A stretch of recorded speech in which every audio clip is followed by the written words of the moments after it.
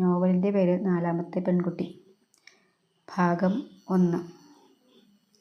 കൂട്ടുകാരിയും ഗൈനക്കോളജിസ്റ്റുമായ ശ്രീലതയുമായി Meera hospital വരാന്തയിലൂടെ നടന്നുകൊണ്ട് ശ്രീലതയോട് പറഞ്ഞു.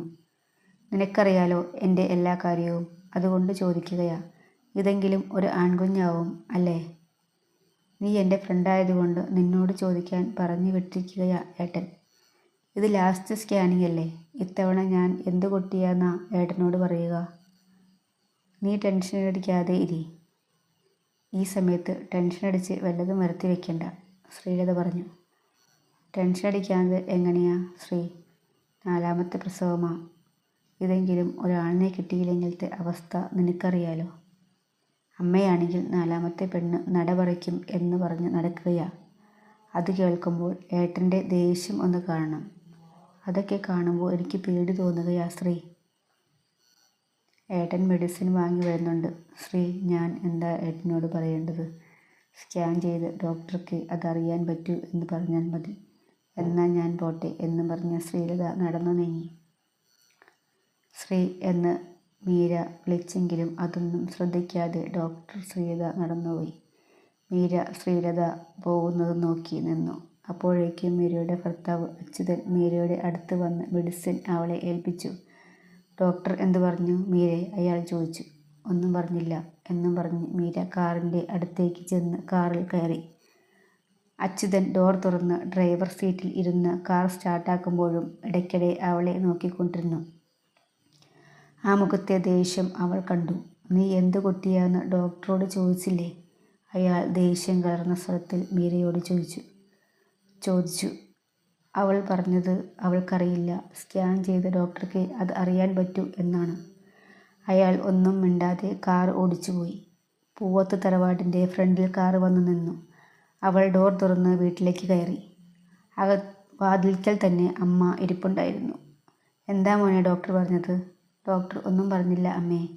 പറഞ്ഞു കാണും, കൂട്ടുകാരി ആകുമ്പോൾ പറയാതിരിക്കുമോ? സ്കാൻ ചെയ്ത ഡോക്ടർക്ക് അറിയാൻ പറ്റൂ എന്നാണ് പറഞ്ഞത്. എന്തായാലും പെറ്റ് കഴിയുമ്പോൾ അറിയാലോ, അത് മതി അമ്മ പറഞ്ഞു.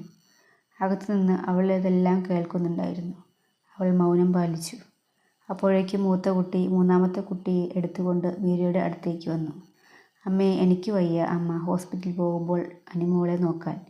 അനിമോൾ ഭയങ്കര കരച്ചിലാണ്. ഇനി അമ്മ പോകുമ്പോൾ അനിമോളെ കൂടെ കൊണ്ടുപോയിക്കോ. എനിക്ക് വയ്യ. അനിമോളെന്തിനാ കരഞ്ഞേ? മീര ചോദിച്ചു. അമ്മ എവിടെ പോയതാ? അനിമോളെ കൂടെ കൊണ്ടുപോകൂ അമ്മ പോകുമ്പോൾ. അവൾ വാരിയെടുത്ത് നെറുകയിൽ മുത്തം കൊടുത്തുകൊണ്ട് പറഞ്ഞു. ഇനി അമ്മ പോകുമ്പോൾ അനിമോളെ കൂടെ കൊണ്ടുപോകാട്ടോ. അതുപോരെ? അമ്മ എവിടെ പോണേ? അനിമോളുടെ നിഷ്കളങ്കമായ ചോദ്യം കേട്ട് അവൾ പറഞ്ഞു. കുഞ്ഞുവാവനെ വാങ്ങാൻ എൻ്റെ അനുകുട്ടിക്ക് ആണുവാവനെ വേണ്ടേ? ആണുവാവനെ വാങ്ങാനാണ് അമ്മ പോകുന്നത്. ആണുവാവനെ വേണ്ട അമ്മേ. പിന്നെ എന്താ മോൾക്ക് വേണ്ടത്? പെണ്ണുവാവനെ മതി. 3 വയസ്സുകാരുടെ വാക്ക് കേട്ട് അവൾ വാവുത്തി. അങ്ങനെ പറയല്ലേ, അച്ഛനും അച്ഛമ്മയും കേൾക്കണ്ട. ഞാൻ തടഞ്ഞില്ലായിരുന്നെങ്കിൽ അച്ഛമ്മയുടെ കയ്യിൽ നിന്ന് അനിമോൾക്ക് നല്ലത് കിട്ടിയേനെ. മൂത്തവൾ അച്ചു പറഞ്ഞു. എന്തിനാ അച്ചു അനിമോളെ അച്ഛമ്മ തല്ലാൻ പോയത്? മീര ചോദിച്ചു. അത് അമ്മുമോളുമായി വഴക്കുണ്ടാക്കിയതിന്, അച്ചു അശ്വതി പറഞ്ഞു. എന്തിനാ അനിമോളെ അമ്മു ചേച്ചിയുമായി വഴക്കുണ്ടാക്കിയത്? അമ്മേ, അമ്മു ചേച്ചി എൻ്റെ സൈക്കിൾ തന്നില്ല, അനിമോള് കൊഞ്ചി പറഞ്ഞു. അപ്പോൾ അമ്മു ചേച്ചിയുടെ സൈക്കിൾ എന്തേ? അതെവിടെയുണ്ട് അമ്മേ? അനിമോള് സൈക്കിൾ എടുത്തപ്പോൾ അവൾക്കത് വേണം. അതിന് അനിമോളെ അമ്മു തല്ലി. അനിമോള് കല്ലെടുത്ത് അമ്മുവിനെ എറിഞ്ഞു. എന്നിട്ട് എന്തു പറ്റി? വേവലാതിയോടെ മീര ചോദിച്ചു. ഒന്നും പറ്റിയില്ല, തലയിൽ ചെറുതായി മുറിച്ചു. അതിന് അച്ഛമ്മ വന്ന് അമ്മുവിനെ തല്ലി. അനിമോളെ തല്ലാൻ വന്നപ്പോൾ ഞാൻ തടഞ്ഞു.